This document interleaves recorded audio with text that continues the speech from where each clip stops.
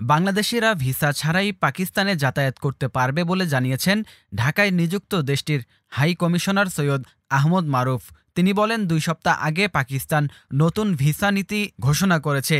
এর আওতায় বাংলাদেশসহ ১২৬টি দেশের নাগরিকগণ ভিসা ছাড়া পাকিস্তানে যাতায়াত করতে পারবেন।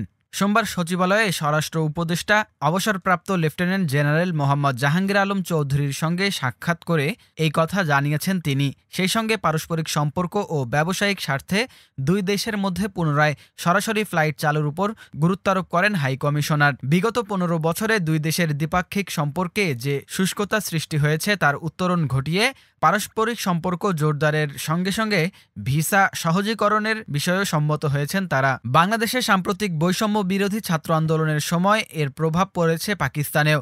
সে সময় অনেক পাকিস্তানি নাগরিক বাংলাদেশের পতাকা উড়িয়ে আনন্দ উৎসব করেছে বলেও জানিয়েছে মারুফ। সাক্ষাৎকালে দুই দেশের মধ্যে বন্যা পুনর্বাসন, পারস্পরিক সম্পর্ক উন্নয়ন, ভিসা সহজীকরণ, সরাসরি ফ্লাইট চালু, কৃষি গবেষণায় সহযোগিতা সহ পারস্পরিক স্বার্থ সংশ্লিষ্ট বিষয় নিয়ে আলোচনা হয়েছে।